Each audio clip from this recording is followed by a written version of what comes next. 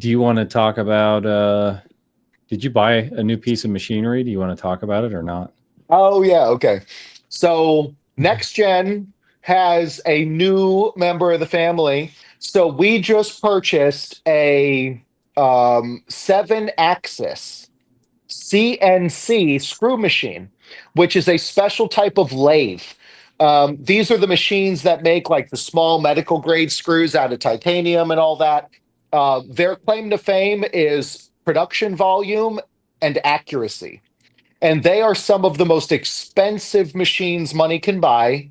I know I cut the check about a week ago. Painful, okay? Um, but several $100,000 later, our productivity is going to be about 4 times what it is now in terms of production on valves. And that is going to initiate in about 3 to 4 weeks. So we are ramping up production. I just got a new factory for us. It is big and it's bougie, all right? And I am stepping up production to make sure we can support everybody, not just the General Motors people, not just the Allison people. Obviously, we're big in markets like ZF. We are the ZF guys, Chrysler, Toyota, etc. We do a lot here. But I know most of the people watching this are General Motors people and also Ford people who have the 10-speed. But I mean, I don't know how much I've spent so far executing this, but we've put about $1 million into expansion this year. And as the chief exec, I'm the one making the decisions here, man. And that, as far as I'm concerned, that was $1 million we had to spend. So we are going to get our solutions out to as many people as humanly possible, and we're going to make sure it's perfect. And we're going to keep doing what we've done up to this point. We're going to do it even better than we already are. So I'm really proud of my staff, and I'm proud of how hard they're working. I'm proud of the overtime.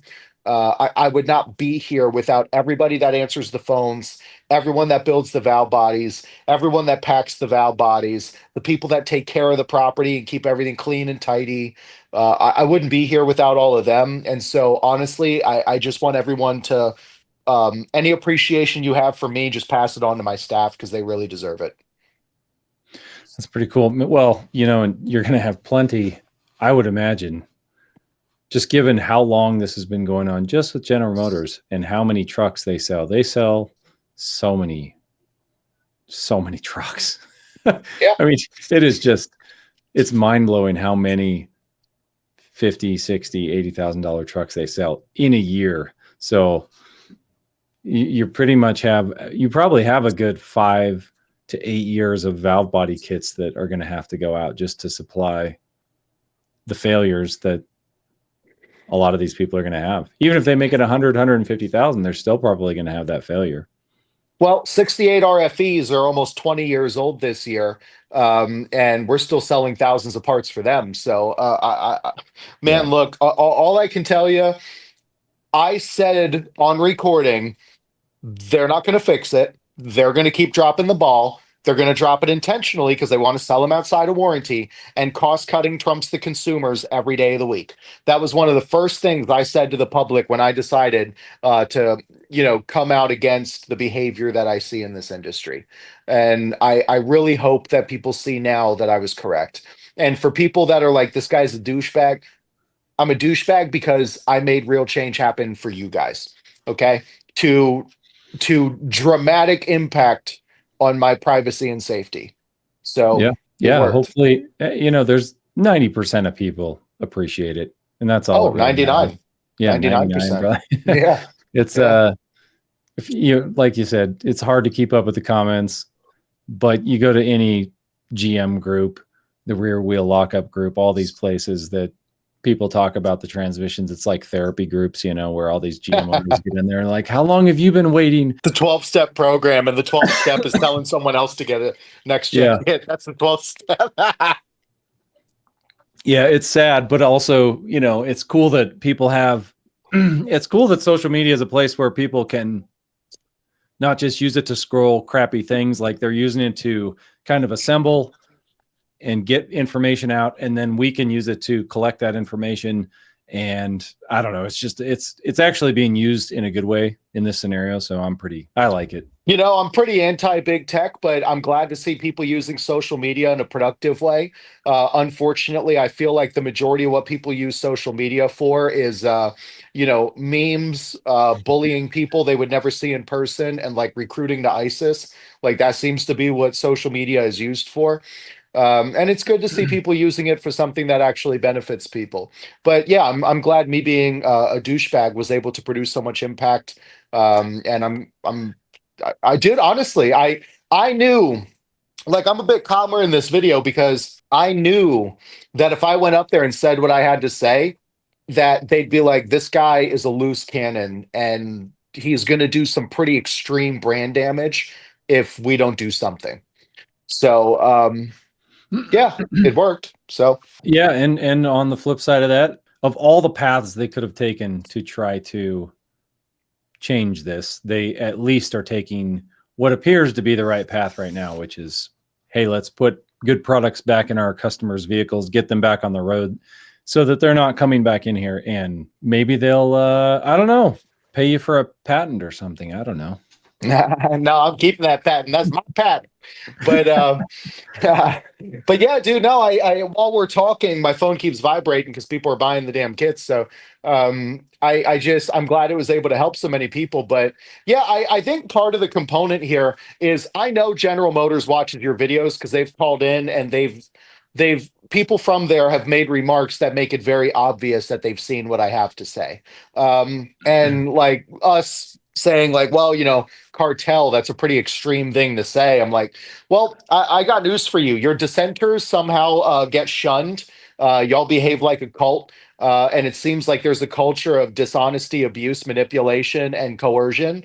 And that sounds pretty cartelish to me. So that's why I label these big companies cartels. But I think some portion of it is they know that, if they continue this behavior, I'm going to find every megaphone and every camera, every microphone, and I'm going to lambast them with all of the facts, data, and statistics that are burned into my mind from being an automotive parts designer in this industry.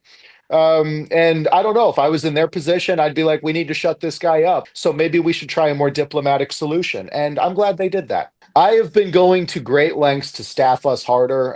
And what's hard for me is I interview everybody. I don't deal with staffing firms. They'll send you somebody who's a complete idiot. And then they'll, just charge you $70 an hour for them to stand there and be a mongoloid. I just don't believe in that. But we've added some awesome members to the team. We have full-time install support. I found a builder at another shop. He was really underappreciated, and he knows a lot about our products. And he's on the technical support line full time to help people install a kit. His name's Tyler. Feel free to call in, say hi. He's one of the most helpful people that I've ever found. And I see him literally like FaceTiming people after hours sometimes on his iPhone, trying to like help people install like a kit and an ASIN or something. And I'm like, man, dude, he's so devoted. Yeah. We've got some shipping guys that are so locked on, so organized. I mean, we're working literal overtime here to make sure that everyone's taken care of as quickly as humanly possible. These 2025s do not appear to be better. Roughly 10% of the product that we're shipping out right now for the GM and Allison 10 speed is for 2024s and 2025s. Now, you might think, okay, well, that seems relatively proportionate to how many years they've been around. That doesn't seem like it's out of scale. It's dramatically out of scale because those are the ones that are still in warranty. So usually the most recent years are a very de minimis percentage because those people are currently dealing with franchises, their dealership, to get Hmm. problems resolved. So it's very rare that you see a number above maybe 5% for something like that, but it's 10%, which means that we're seeing roughly double the people we would usually see saying, I don't even want your warranty parts. I want a fix, a permanent resolution Right. to these problems that you left for us. And I think that's a big change in the market. And I think General Motors can see that change. And that's why they're reaching out to us to try and work together. The heat must hurt. So, in my opinion. Well, hopefully your production can ramp up, like you said, with the machine, and it's just, if it works and everything just stays on track, then happy customers eventually, and then maybe I still would struggle to buy one of those unless I was just buying your kit from the get-go. If you want to watch the full interview, click right here.